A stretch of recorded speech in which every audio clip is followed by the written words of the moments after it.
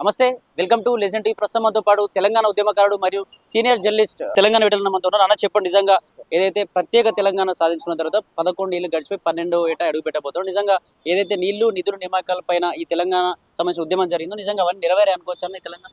అంటే ముందుగా రాష్ట్ర ప్రజలకి, తెలుగు ప్రజలకి, తెలంగాణ ప్రజలకి తెలంగాణ ఆవిర్భావ దినోత్సవ శుభాకాంక్షలు.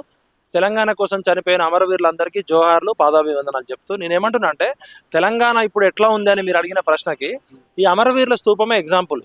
అమరవీరులు ఈ స్తూపం ఎప్పుడు ఎందుకు వచ్చిందంటే 1968లో మా ఉద్యోగాలు మాకు కావాలి అని తెలంగాణ భూమిపుత్రులు ఖమ్మం జిల్లా కేటీపీఎస్ పాల్వంచ గేటు దగ్గర కేటీపీఎస్లో ఆంధ్రోళకి న్యాయం జరుగుతుంది, తెలంగాణలో మెరిట్ ఉన్న పిల్లలకి అన్యాయం జరుగుతుందని కొలిశెట్టి రామదాస్ గారు, మా నాన్నగారు చాలామంది అప్పుడు ఆమర దీక్ష కూర్చున్నారు 68లో. అలా మొదలైన ఉద్యమము తర్వాత ఖమ్మం జిల్లాలో రవీంద్రనాథ్ గారు ఆమర దీక్ష కూర్చున్నారు. కొత్తగూడెంలో దస్తగిరి రాంబాబు అనే పిల్లల్ని చంపేసారు. అప్పటి ముఖ్యమంత్రి కాసు బ్రహ్మానందరెడ్డి, హోంమంత్రి జలగం వెంకటరావు గారు, ప్రధానమంత్రి ఇందిరాగాంధీ గారు ఆర్మీని పంపించి 1 ఇయర్ పాటు కర్ఫ్యూ పెట్టి తెలంగాణ విద్యార్థుల్ని చంపిన ఘనత ఇందిరాగాంధీది, కాసు బ్రహ్మానందరెడ్డిది. ఈ స్తూపం తయారైంది అప్పుడు, దానికి ప్రతీక. పైకి మాత్రం మనం పూలు వేసినాం కదా, రేపు మీరు వచ్చి పూలు తీసినాక చూడండి. మరి ఇంతమంది చనిపోయారు కదా, ఆ చనిపోయిన వాళ్ళ అమరవీరుల వివరాలు ఉండాలి కదా. ఆ అమరవీరుల వివరాలు ఎందుకు లేవో మీరు ప్రభుత్వాన్ని అడగండి. 72లో 74లో కంప్లీట్ అయింది, ఇది చనిపోయింది 69లో. మరి భారతదేశంలో కానీ ప్రపంచంలో కానీ ఎక్కడైనా చనిపోయిన స్వాతంత్ర సమర వీరుల వివరాలు ఉంటాయి. బ్రిటిష్ కాలంలో జనరల్ డయ్యర్ అనేటోడు జలియన్ వాలాబాగ్లో కాల్పులు జరిపిండు, అక్కడ వాళ్ళ వివరాలు ఉంటాయి. ఢిల్లీకి పోతే 2వ ప్రపంచ యుద్ధంలో చనిపోయిన వాళ్ళ వివరాలు ఇండియా గేట్ దగ్గర ఉంటాయి. బాంబేకి పోతే అక్కడ గేట్వే ఆఫ్ ఇండియా దగ్గర ఉంటాయి. నేను ఏమంటున్నా అంటే, చనిపోయిన అమరవీరులను కనీసం గుర్తుంచుకోకపోవడం అంటే ఈ పాలకులు, ఈ రాజకీయ నాయకులు, ప్రభుత్వాలు ఈ అమరవీరులను దారుణంగా అవమానించడం. రేపు పొద్దున వచ్చి మీరు ఇక్కడ స్టోరీ చేయండి, ఈ శిలాఫలకం కట్టింది కూడా ప్రభుత్వం కాదు, మా బంధువు ఎక్కా యాదగిరి గారు తన సొంత ఖర్చుతో కట్టిండు. సరే, రేవంత్ అన్న ఇవాళ ₹1 ఇచ్చి ఆయనకి సన్మానం చేసిండు, దానికి కృతజ్ఞతలు. బట్ చనిపోయిన అమరవీరుల కుటుంబాలకు ఏం చేశారు? బతుకున్న ఆయనకి ₹1 ఇచ్చారు, దానికి ఓకే. 9 మందికి ₹1 ఇచ్చిర్రు, ఓకే. మరి అసలు చనిపోయిన 1200 కుటుంబాల పరిస్థితి ఏంది? ఇప్పుడు కేసీఆర్ గారు ఒక్కరిని కూడా చంపకుండా, ఒక్క రక్తపు చుక్క లేకుండా తెలంగాణ తీసుకొస్తా అని 1200 మందిని జావగొట్టిండు. మరి ఆ 1200 మందికి ఆయన 10 సంవత్సరాలు ఎంజాయ్ చేసిండు, ఆయనకు అడ్రస్లు దొరకలే. ఉత్తరప్రదేశ్లో ఉన్నోడికి, బీహార్లో ఉన్నోడికి, పంజాబ్లో ఉన్నోడికి డబ్బులు ఇచ్చిర్రు.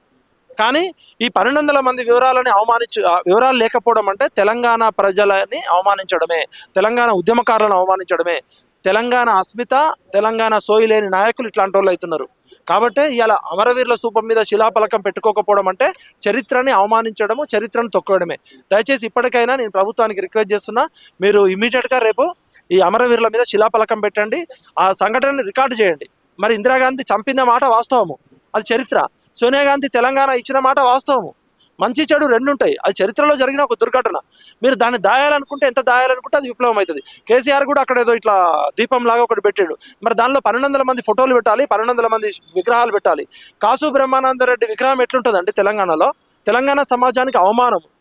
1200 మందిని చంపిన నరరూప రాక్షసుడు, నరహంతకుడు, వాడి పేరు మీద పార్క్ ఎట్లుంటుంది?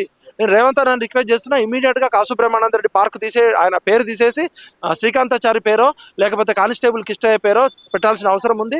లేదంటే తెలంగాణ ప్రజలంతా తిరగబడి ఆ విగ్రహాన్ని పలగొట్టే ప్రమాదం ఉంది. అంటే ఏదైతే తెలంగాణ రావడానికి కారణం ముఖ్యంగా అటు కేసీఆర్ చావంచుల దాకా వెళ్ళి తెలంగాణ తీసుకొచ్చిన బీఆర్ఎస్ చెప్తా ఉంది. అలాగే కాంగ్రెస్ ఏం చెప్తుంది, ఇవ్వడం వల్లనే తెలంగాణ వచ్చింది, అసలు సోనియా గాంధీ ఒప్పుకోకపోతే ఇప్పటికి కూడా ఆంధ్రప్రదేశ్లో ఉంటుండే తెలంగాణ అని వాళ్ళు చెప్తారు. అంటే దీనికి సంబంధించి ఏం చెప్తారు? ఎవడో తెస్తేనో ఎవడో ఇస్తేనో తెలంగాణ రాలే. 1200 మంది పిల్లలు చచ్చిపోతే వచ్చింది. తెచ్చినోళ్ళు ఇచ్చినోళ్ళు గొప్పగా ముఖ్యమంత్రులు అయ్యారు, లక్షల కోట్లు సంపాదించుకున్నారు. రబ్బర్ చిప్పర్లకి గత లేని కల్వకుంట్ల కుటుంబ సభ్యులు లక్షల కోట్ల ఆస్తులు సంపాదించుకున్నారు. మన బ్యూటీ పార్లర్ బిజినెస్ చేసుకునేటోళ్ళు బుర్జ్ ఖలీఫాలో బిల్డింగ్లు కొన్నారు. స్లిప్పర్లు వేసుకొని తిరిగేటోళ్ళు చార్టర్డ్ ఫ్లైట్లలో తిరిగిరు. మరి 1200 మంది గౌరవించుకోవాలి కదా. కాబట్టి తెలంగాణ ఇచ్చినోళ్ళు తెచ్చినోళ్ళ కన్నా కూడా 1200 మంది సచ్చినోళ్ళే మాకు గొప్పోళ్ళు. జోహార్ తెలంగాణ అమరవీరులకు.